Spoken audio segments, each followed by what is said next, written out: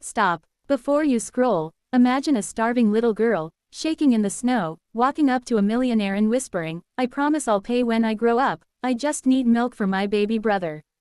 What he does next doesn't just change her life, it changes an entire city. If you want more life-changing stories like this, make sure you hit subscribe, because the next twist in this story will hit you right in the heart.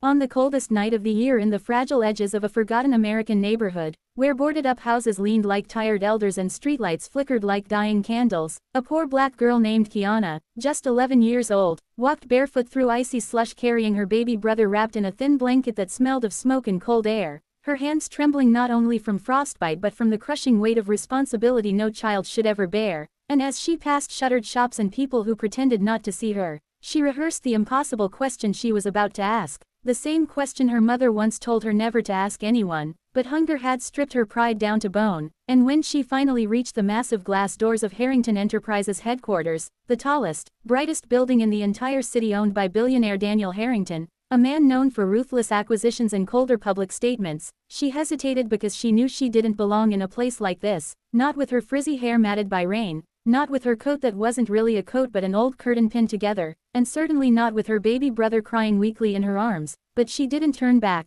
because back there was an empty apartment with no heat, no food, and no mother, the woman who had disappeared 2 nights ago with a promise she'd return with money but never did. So Kiana gathered all her courage, pushed open the gleaming doors, and stepped into the marble lobby where the security guards stiffened the moment they saw her, one reaching instinctively for the phone to call someone to remove this problem, but before they could, Daniel Harrington himself, dressed in a charcoal overcoat that looked warmer than her entire home, stepped out of the elevator with a face carved from stone, the kind of man who made people move like waves parting around a ship, and Kiana, shaking so badly she almost dropped her brother, approached him with slow frightened steps while the guards barked at her to stop, but she didn't, she couldn't, and when she finally reached him she lifted her big teary eyes and whispered the line that would change everything, "Sir, please, I need milk for my brother, I promise I'll pay you back when I grow up." The billionaire blinked, caught between annoyance, disbelief, and something else, something he'd buried long ago, and for a long moment he didn't respond, but then the baby coughed, a dry hollow sound of near starvation, and the sound cracked something inside Daniel's chest because once, years ago, he had stood in the same position as Kiana, a hungry boy asking a stranger for help and being told he was filth, and suddenly his voice softened in a way his employees had never heard, and he told her to follow him, ignoring the guards' protests, leading her past gold elevators into a private lounge where he ordered warm milk, blankets, and food, and as she fed the baby with shaking hands, Daniel watched her with an expression his assistant would later describe as haunted, but Kiana didn't know any of that. All she knew was that for the first time in weeks, her brother wasn't crying, and for the first time in forever, an adult hadn't yelled at her. And then came the first twist. When Daniel asked her where her mother was, she said she had gone to borrow money from people she owed, but the address Kiana recited was one Daniel recognized. It was a building owned by one of his most dangerous former business partners, a man known for loan sharking and violence, and immediately Daniel understood that this was not a missing mother situation, this was the beginning of something far darker. Daniel, disturbed by the address and by how much Kiana reminded him of himself as a child, secretly sent his security team to investigate the building where her mother had last been seen, while he arranged a doctor, warm clothes, and meals for the children in a private guest suite upstairs, and though Kiana tried to refuse, insisting she would pay back everything somehow, Daniel told her that debts were for adults and that children only owed the world a chance to grow. But even as he tried to act composed, his mind churned because the address she gave belonged to Victor Crane, a vicious underground financier Daniel had cut ties with years earlier after discovering his involvement in trafficking and illegal debt collection schemes, including using violence to force desperate families into impossible repayment cycles, the same schemes Daniel's own father had once fallen into, causing Daniel's childhood homelessness. And when his team returned pale-faced with news that Kiana's mother had been dragged from the building 2 nights ago after failing to pay a debt, and the witnesses believed she had been taken somewhere remote, Daniel felt something he had not felt in decades.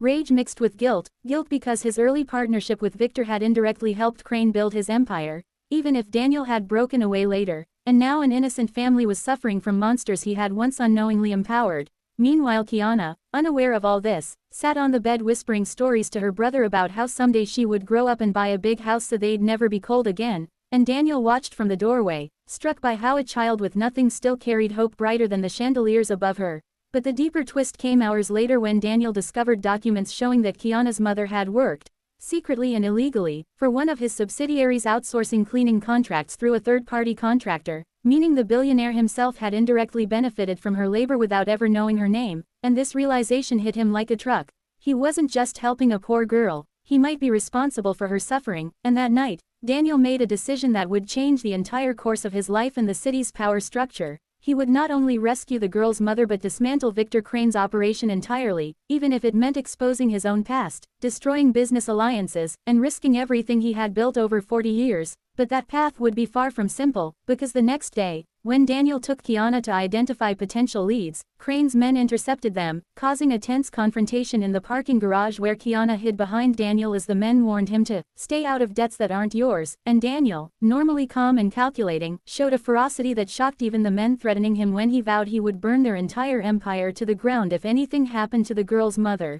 This moment forged an unexpected bond between billionaire and child. A bond born not of charity but of shared wounds, shared injustice, and shared determination to bring back the one person Kiana loved most. And as the investigation deepened, Daniel learned the most devastating twist yet. Kiana's mother had been sold to a remote labor compound owned by one of Crane's hidden partners, meaning rescuing her would require a dangerous confrontation that would expose Daniel's own past crimes. But Daniel no longer cared about protecting his reputation. The girl's plea for milk had awakened the last piece of humanity inside him that money had buried long ago. The final chapter unfolded like a cinematic storm. Daniel assembled an elite team of private security specialists, former intelligence agents, and loyal employees who had been waiting years for him to take a stand against the corruption that had quietly infected parts of his empire. Kiana insisted on going with him, refusing to let him leave her behind again. So Daniel arranged a secure vehicle where she could watch from a safe distance while he and his team raided the compound, and the confrontation was intense. Shouting, hidden rooms, frightened workers, and finally a locked metal door behind which they found Kiana's mother, exhausted, bruised, dehydrated but alive. And when she saw her daughter's face as Daniel carried her out, she broke into tears that sounded more like relief than pain. But the biggest twist came not during the rescue but afterward, when authorities launched a full investigation into Victor Crane and all connected businesses. Journalists dug into Daniel's past and discovered his early ties to Crane, splashing headlines across newspapers accusing him of years of silent complicity. Daniel's board demanded he step down to protect the company, and for the first time in his life Daniel didn't fight them, because he realized something profound.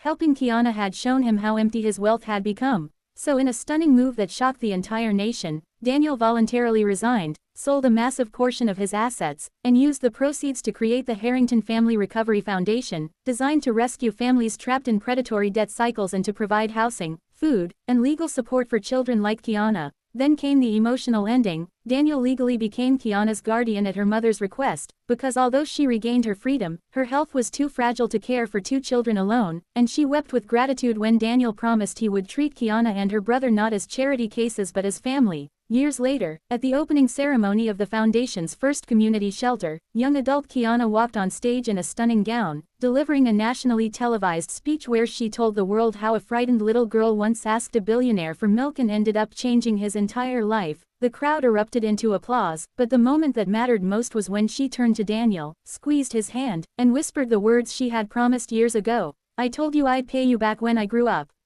And Daniel, with tears in his eyes, replied, "You already did."